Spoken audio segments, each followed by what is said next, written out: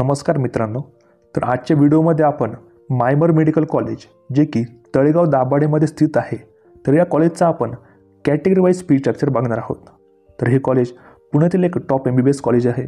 नक्कीच तुम्ही या फी स्ट्रक्चरमधून तुमच्या कॅटेगरीनुसार तुम्हाला किती फीज राहणार आहे हे तुम्हाला अंदाज येऊन जाईल।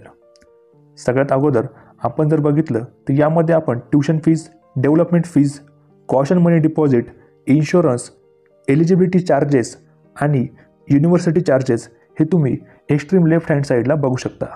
तर ज्यामध्ये ट्यूशन फीज आणि डेव्हलपमेंट फीज ही पर इयर असणार आहे। एकंदरीत जर आपण ओपन कॅटेगरीचा विचार केला तर विद्यार्थ्याला फर्स्ट इयरसाठी 11,93,355 रुपये कॉलेजची फर्स्ट इयरसाठी फीज ही राहणार आहे। तर आम्ही इथे फर्स्ट इयरची फीज सांगत आहोत, कारण की तुम्हाला पर इयर ट्यूशन फीज आणि डेव्हलपमेंट फीज राहणार आहे। नंतर तुमच्याकडून सेकंड इयरपासून जे कॉशन मनी डिपॉझिट असतील, इन्शुरन्स चार्जेस वगैरे जे आहे ते तुम्ही इथे बघू शकता, वन टाईम फीज ही तुमच्याकडून कॉलेज आकारणार नाही आहे।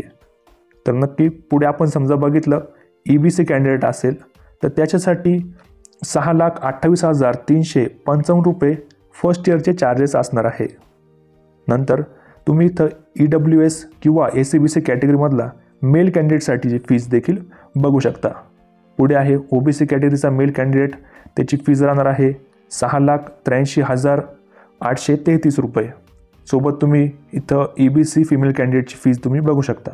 तर इथे जे EBC फिमेल कॅन्डिडेट आहे तर त्यांच्याकडून कुठल्याही प्रकारची ट्यूशन फीज ही घेतली जाणार नाही, याची तुम्ही नोंद घ्या। आणि ही फीज जी आहे तर ती तुम्हाला फर्स्ट इयरलाच पे करायची आहे। नंतर तुमच्याकडून फक्त एवढीच फीज म्हणजे जी इथं फीज जी आहे 1,25,556 रुपये तुमच्याकडून आकारणार आहे। पुढे EWS, ACBC, OBC कॅटेगरीच्या फिमेल कॅन्डिडेटसाठीच देखील तुम्ही फीज इथे बघू शकता। नंतर जे येतं कॅटेगरी त्यामध्ये आहे VJNT SBC कॅटेगरी, त्याची फीज राहणार आहे 1,81,611 रुपये फर्स्ट इयरकरिता। नंतर तुम्ही SC ST कॅन्डिडेट देखील फीज बघू शकता। तुम्ही पुढेच बघितलं तर ते कॅटेगरीज आहेत NRI म्हणजेच मॅनेजमेंटच्या सीट जे आहे तर त्यामध्ये तुम्हाला 3 ते 5 पट फीज जे आहे ते तुम्हाला लागणार आहे। नक्की जर तुमचं बजेट एवढं नसेल तर नक्की तुम्ही आमच्यासोबत कॉन्टॅक्ट करू शकता। खूप कमी बजेटमध्ये तुम्हाला जे मॅनेजमेंटची काउन्सिलिंग आहे त्यामध्ये आमचे टीम मेंबर्स नक्कीच तुमची हेल्प करतील। आमचा नंबर आहे 920 910 1770। जर तुम्हाला आमच्याकडून पेड काउन्सिलिंग करून घ्यायची असेल तर देखील तुम्ही आम्हाला कॉन्टॅक्ट करू शकता।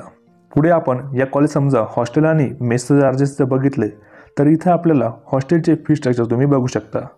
तर ज्यामध्ये तुम्हाला कॉलेजचे जे हॉस्टेल आहे ते 70,000 रुपये आहे आणि डिपॉझिट जे आहे ते 50,000 आहे।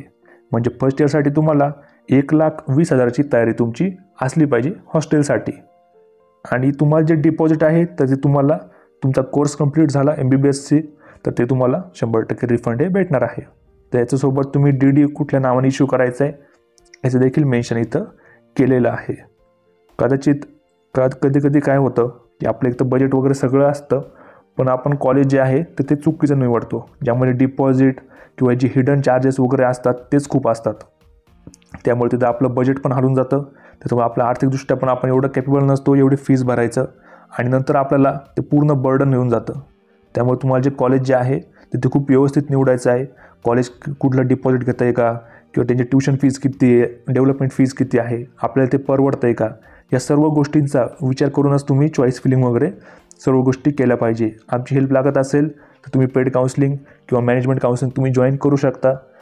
सोबत आमचा नंबर आम्ही खाली दिलेलाच आहे, त्यावर देखील तुम्ही कॉन्टॅक्ट करू शकता। आणि समजा जर तुमचं या कॉलेजमध्ये ॲडमिशन झालं तर तुम्हाला हे डॉक्युमेंट्स घेऊन यायचे आहे, तर त्यामध्ये ही सगळी लिस्ट तुम्ही या अकॉर्डिंगच म्हणजे जे ऑर्डरमध्ये दिली आहे त्यामध्ये शक्यतो आणायचा प्रयत्न करा।